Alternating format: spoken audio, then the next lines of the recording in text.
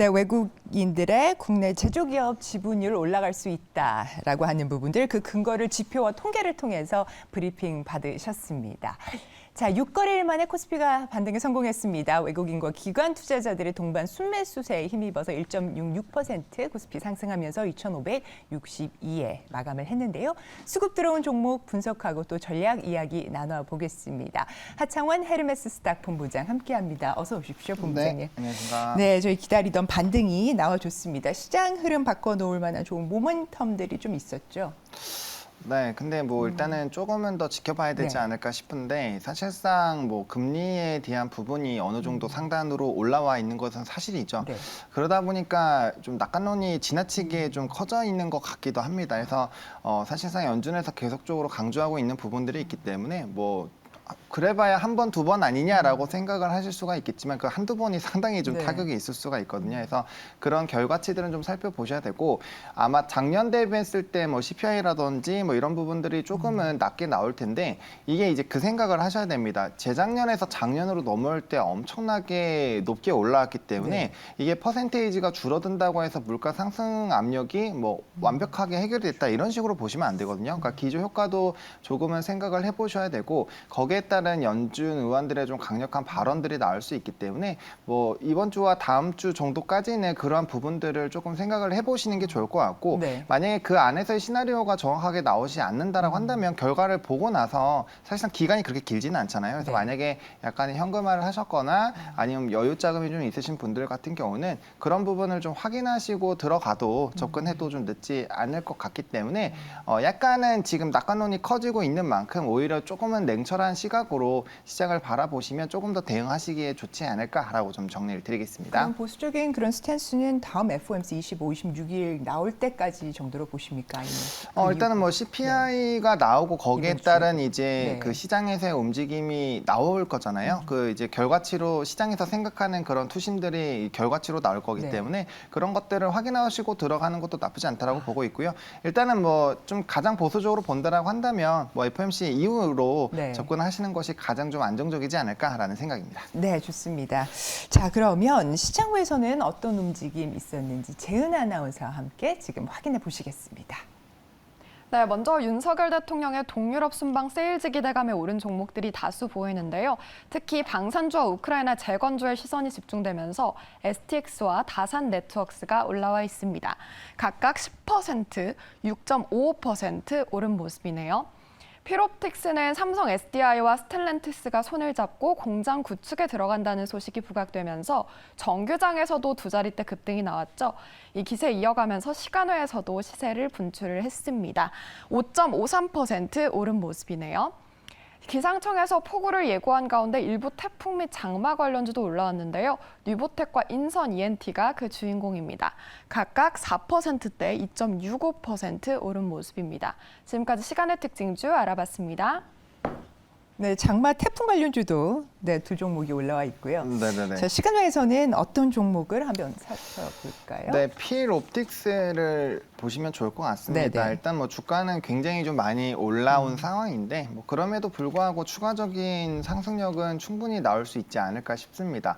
뭐 다들 아시다시피 지금 필에너지에 대한 얘기가 속속 들리고 네. 있거든요. 뭐 다들 해야 되나? 막 이렇게 하고 있는데 네네. 지금 뭐 공모청약 같은 경우도 1318대 1인가요? 뭐 엄청나게 또 높은 수준을 유지를 하고 있고 사실상 이전에도 이제 필옵틱스에 대한 리포트가 나올 때 IPO 흥행 기대감은 상당히 있었거든요. 네. 그래서 그때부터 이제 관심이 있었다가 이번에 공모청약에서 2차 전지 쪽에 대한 관심도들이 또 최근에 또 에코프로 그룹주들이라든지 이벤트가 또 생겼다 네. 보니까 좀 긍정적인 투심이 만들어진 상황이고 지금 이제 2차 전지 시장이 장기간 좋을 것이다라는 부분에서만 아마 부정하시는 분들은 없을 겁니다. 뭐 전기차로의 전환이 예상이 되고 있는 상황이고 뭐 거기에서 온전히 받는 기업들이 너무나도 많았죠. 근데 일단 이 기업 자체가 상장 유통 물량 자체가 한 네. 28% 정도로 밖에 없다고 상당히 하더라고요. 작습니다. 네. 그래서 요번에 이제 또 공모 밴드가 상당히 400%까지 확대가 됐는데 네. 아마 따따따상 가능하지 가능할 않을까라는 네, 그렇군요. 좀 기대감이 있는 상황이어서 만약에 그렇게 진행이 된다라고 한다면 이 종목에 대한 상승력도 충분히 더 추가로 나올 수가 있거든요. 일단 이 회사 같은 경우가 이제 뭐 20년에 필옵틱스에서 물적 분할을 했었던 부분이고, 그다음에 이제 2대 주주가 삼성 SDI거든요. 그래서 이런 좀 그 노칭이라든지 스태킹 관련된 이런 장비를 공급한다라는 부분이 앞으로도 좀 유효하지 않을까라고 보고 있고, 이게 좀 중요한 게 주주 환원 정책이거든요. 이제 필에너지 상장 이후에 현금 및 현물 배당을 약 220억 원 정도의 환원책을 제시를 했는데, 이게 이제 일반 주주 배정 물량이 약 80% 정도에 해당이 되고 되는 물량이거든요. IPO 네. 공모 물량이 약 20%인데 이게 일반 주주로 보면은 80%에 해당합니다. 그래서 사실상 이 종목에 지금 투자를 많이 해놓을수록 사실상 이런 배당에 대한 수익 기대감도 상당히 있기 때문에 네. 뭐 기대감들은 상당히 좀 나올 수밖에 없는 상황이다라고 보시면 좋을 것 같습니다. 그래서 거기에 따른 이제 투심이 상당히 좋아진 상황이고, 최근에 뭐 조선내와도 그렇고 유니퀘스트도 그렇고 이러한 이벤트가 있는 종목군들이 이미 뭐 주가가 뭐 단기적으로 100% 이상씩 올라가는 선례들이 만들어져 있는 상황이거든요. 그러니까 이게 어떻게 보면은 뭐 이제 이런 IPO라든지 뭐 분할에 관련된 이런 이슈들로 테마가 또 형성이 되어 있는 상황이기 때문에 충분히 좀 기대감이 있는 상황이고, 뭐 거의 한 100% 정도는 올라와 있는 상황이어서 어떻게 보면 좀 고점일 수는 있지만, 앞서 말씀드린 것처럼 공모가 밴드 400%에 달하지 않을까라는 기대감이 상당히 있는 종목이어서, 그렇게 된다라고 했을 때 뭐 오늘과 뭐 다음 거래일 정도까지는 추가적인 급등, 그리고 상장 당일에도 충분히 슈팅이 나올 수 있기 때문에 그 3거래일 동안 좀 충분히 슈팅이 나올 수 있거든요. 그래서 그런 부분도 좀 보시면 좋을 것 같고, 이 회사 같은 경우는 OLED를 또 주력으로 하고 있는 회사입니다. 2차전 쪽은 이제 신사업 쪽으로 붙어주고 있다라고 보시면 좋을 것 같고, 뭐 OLED 쪽도 사실상 업종 턴어라운드가 상당히 기대가 되고 있죠. 그래서 일부 종목군들 뭐 이미 시세가 좀 어느 정도 분출이 된 상황이고, 특히나 이제 OLED 부분에서는 이제 아이폰과 아이패드의 OLED 탑재 부분이죠. 그래서 중장기적인 모멘텀들이 상당히 좀 좋아지고 있다라는 점. 그리고 이게 지금 반도체 장비로도 영업을 좀 확대를 하고 있거든요. 특히나 이제 레이저 부분에서의 확대 기조들이 나타나고 있는데, 뭐 관련된 제품 라인업들이 상당히 좀 좋아지고 있고, 지금 현재 상황에서는 OLED와 2차전지 사업부에 좀 고른 성장들이 나타나고 있기 때문에, 뭐 실적에 대한 그 리포트들 보시면 실적에 대한 뷰도 상당히 좀 좋게 나와 있는 네. 상황이거든요. 그래서 뭐 IPO 기대감으로 주가가 단기간에 상승력이 나와서 이 이벤트가 끝나면 거기에 따른 좀 일부 차익은 나오겠지만, 뭐 중기적인 관점으로 보더라도 충분히 우상향을 한번 기대를 해볼 수 있는 그런 성장 동력들이 만들어지고 있기 때문에 충분히 좀 관심 있게 보셔도 괜찮지 않을까라고 생각을 하고 있습니다. 네, 본업에 대한 OLED의 턴어라운드의 부분 말씀 주셨고요. 필에너지가 이번 주 금요일에 또 상장을 합니다. 지금 공모가가 34,000원이었는데 136,000원까지 오를 수 있다고 하네요. 좀 한번 지켜보셔야 될 것 같고요. 가격 전략 확인하겠습니다. 네, 일단은 시간에서 한 5% 정도 좀 급등이 나왔거든요. 그래서 이제 뭐 단기적으로 5일선에 좀 기회를 줄 수도 있습니다. 그래서 근데 이제 아무래도 기대감으로 좀 강력하게 움직일 수 있기 때문에 19,000원부터 19,800원까지 뭐 거의 시간의 이 밴드 안에서도 뭐 충분히 좀 접근을 하셔야 되지 않을까라고 보고 있고, 목표가 같은 경우는 23,000원을 보고 있는데, 뭐 단기 한 10%에서 15% 상승력이 나왔을 때 수익 실현해 주셔도 충분히 괜찮지 않을까라고 보고 있고요. 손절 라인은 좀 타이트합니다. 16,500원으로 좀 설정을 했습니다. 이 종목 같은 경우는 5일선 부분이 지금은 깨지면 안 됩니다. 그래서 이 부분을 좀 중요한 라인으로 생각을 하시고 대응을 꼭 해주셔야 된다라는 점 참고해 보시면 좋을 것 같습니다. 네, 필옵틱스에 대해서 매수가는 19,000원에서 19,800원 사이, 목표가 23,000원, 5일선 깨지지 않는 선에서 잘 주의하시면서 접근하셔야 된다는 투자 전략까지 공유해 주셨습니다. 자, 업종별로는 어제 방산, 전기, 장비 또 IT 서비스 강세가 두드러진 어제장이었습니다. 외국인 기관 어떤 종목 담았는지 순매수 특징주 살펴보도록 하겠습니다. 네, 먼저 외국인은 우주 인터넷 서비스에 본격적으로 뛰어든 한화 시스템을 가장 주목했는데요. 역시나 9거래일 연속 매수세에 이어진 모습이고요. 전일도 12%대 급등이 나온 모습이 펼쳐지고 있습니다. 뒤를 이어 HD 그룹주에도 관심을 쏟으면서 HD 현대건설 기계, HD 현대중공업을 매수하는 모습이 나타났는데요. 각각 확인해 보시면 6거래일, 5거래일 연속 매수세 들어오고 있습니다. 대한항공은 3거래일 연속 매수세가 이어지고 있는데요. 팬데믹 이후 보복 여행 수요가 증가한 점이 부각되고 있습니다. 외국인의 SK 오션플랜트에도 장바구니에 담고 있는데요. 함께 보시면 3거래일 연속 매수세 이어지고 있습니다. 다음으로 기관의 순매수 특징주입니다. 한국콜마의 외형 성장에 주목을 하고 있는데요. 시세도 함께 분출이 되는 모습이죠. 29거래일이나 연속해서 담고 있습니다. 이어서 현대글로비스와 항공우주에도 집중을 하고 있는 모습이죠. 각각 체크를 해보시면 12거래일, 8거래일 연속 매수세 들어오고 있습니다. 여기에 한화오션과 현대미포조선에 대한 관심도 이어졌는데요. 특히 현대미포조선은 하반기 조선주의 턴어라운드 기대감이 잔뜩 실려있는 모습입니다. 각각 5거래일, 4거래일 연속 매수하고 있습니다. 지금까지 외국인 기관 특징주 알아봤습니다. 저희 앞서서 오늘의 인사이트에서 중후장대 산업에 대해서 좀 얘기를 했었는데 네, 종목들을 보니까 굉장히 중후장대한 것 같기는 합니다. 지금 뭐 플랜트에 관련돼서도 눈에 띄고 방산주들도 모습을 보이고 있습니다. 자, 외국인 순매수 특징주 가운데 오늘 장에서 공략 가능한 종목이 있을까요? 네, 일단 대한항공을 좀 선정을 했거든요. 네. 뭐 나머지 섹터들은 상당히 좀 많이 언급을 드려가지고 네, 일단은 대한항공을 좀 선정을 했는데 사실상 저는 이제 항공주들 중에서는 LCC가 상당히 더 좀 핫하게 움직이지 않을까라는 생각을 했었거든요. 왜냐면은 올해 초만 하더라도 뭐 LCC들이 일본 쪽을 거의 휩쓸었었거든요. 네. 그러다 보니까 이번에도 좀 그러지 않을까 싶었는데 최근에 항공주들의 흐름을 보시면 대한항공만 뭐 좀 되게 좋은 흐름들을 조정 나타내고 중에서도 계속적으로 상승해 올라가고요. 그렇죠. 네, LCC 쪽은 사실 조금은 좀 부진하게 움직이고 있습니다. 물론 뭐 이제 관련된 시세가 분출이 되기 시작을 하면은 LCC가 단연 빠르게 움직이겠지만 일단 현재 시점에서는 뭐 흐름 자체가 나쁘지 않기 때문에 좀 관심 있게 보시면 좋을 것 같고 일단 여행에 대한 수요는 확실히 늘어나고 있는 것은 맞는 것 같습니다. 왜냐하면 주변 분들을 다 살펴보더라도 대부분 1회 이상의 여행이 이미 잡혀 있는 상황이고 네. 뭐 2회 이상 잡혀 있신 분들도 상당히 많거든요. 그래서 뭐 방송 나오신 분들도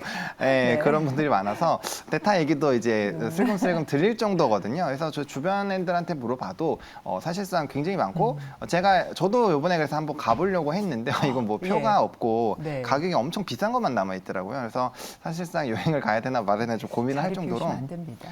네, 네. 그렇죠. 네, 그래서 뭐 갔다 와도 어차피 뭐 방송에 지장 없이 다녀올 건데 어쨌든 그 정도로 지금 수요가 많이 일어나고 있다라는 점을 봤을 때 물론 코로나19 이전과 비교했을 때는 여전히 뭐 그 폭 자체는 낮지만 네. 충분히 이런 수요 자체가 끌어지고 있다라는 거고 그다음에 유류비 부분이 지금 온전히 반영이 되고 있거든요. 지금 고유가 부분이 이번 성수기까지는 좀 긍정적으로 반영이 될 거기 때문에 그렇기 때문에 사실 티켓 비용이 상당히 비싼 거거든요. 그래서 그런 것들을 좀 온전히 반영을 된다라고 한다면 뭐 충분히 실적에서도 좀 긍정적인 흐름들이 나타나지 않을까라고 보고 있고 뭐 대부분의 항공사들이 노선을 굉장히 좀 확대를 하고 있는 상황이죠. 그래서 이런 부분들이 확대가 되고 거기에 따른 또 고정적인 수요층이 생기게 된다라고 한다면 충분히 좀 턴어라운드가 나타나지 않을까라고 보고 있고 최근에 이제 비즈니스석이나 프리미엄석에 대한 수요가 상당히 좀 높아지고 있거든요. 아무래도 가격 차이가 이전보다는 조금 상대적으로 네. 줄었다라는 느낌이 이코노미석이 많이 올라서. 많이 그쵸? 올라서. 네. 예. 그래서 오히려 프리미엄 쪽에 대한 수요가 상당히 많이 늘어나고 있고 당연히 고마진 상품이다 보니까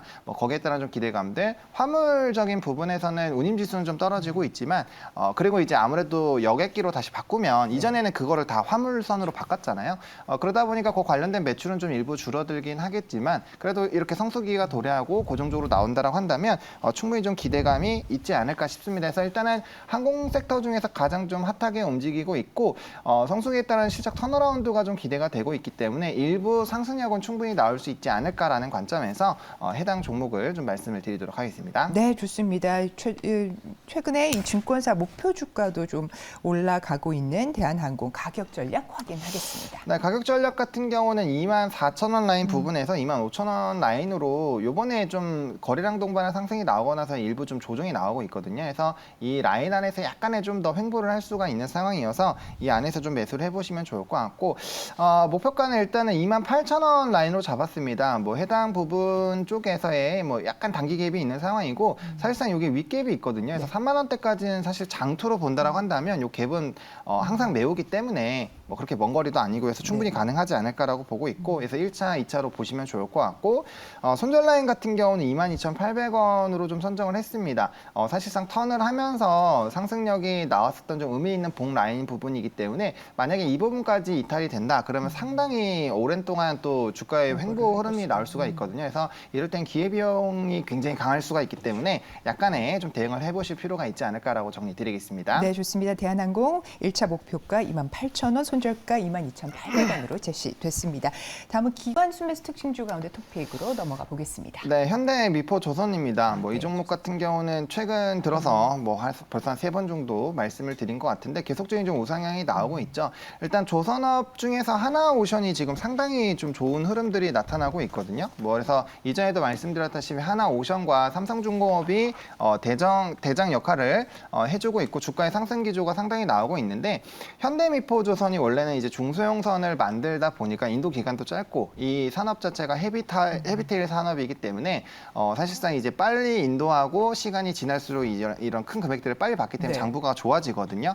근데 이 회사 같은 경우는 최근에 신조성과가 굉장히 좀 우상향이 되고 있는데 오히려 그 전에 수주를 너무 많이 받아서 이제 신조성과를 온전히 반영을 못하고 네. 있습니다. 그러다 보니까 다른 회사들보다 실적에 대한 분기 실적 턴도 조금 더 오히려 더디게 되는 흐름들이 나타나고 있거든요. 근데 리포트를 확인해 보시면 올해 1년 안에 이제 출하될 물량 자체가 거의 60% 정도가 있습니다. 그럼 그게 다 나가고 나면 수주는 계속 들어오고 있는 상황이기 때문에 이제 높은 조성가들을 좀 반영을 할 수 있는 상황이 되는 거죠. 그래서 아마 장부가에서의 조금 더 좋은 기조가 나올 확률이 상당히 높고 지금 앞서 말씀드린 종목군들은 이미 전고점을 뚫고 올라갔거든요. 네. 근데 앞서 말씀드린 것처럼 원래 이 종목이 조선업이 턴어라운드 됐을 때 이 종목과 삼성 종목이 가장 빨리 움직이는 성향이 있었던 종목이거든요. 가볍거나 아니면 네. 산업적으로 사이클이 빠르기 때문에 그래서 그런 부분에서 본다라고 한다면 충분히 후발로도 일정 라인 이상으로 충분히 상승력이 가능하지 않을까라고 보고 있고 조선 쪽에서 지금 가장 느리게 가고 있거든요. 네. 그래서 충분히 후발로 쫓아갈 만하다.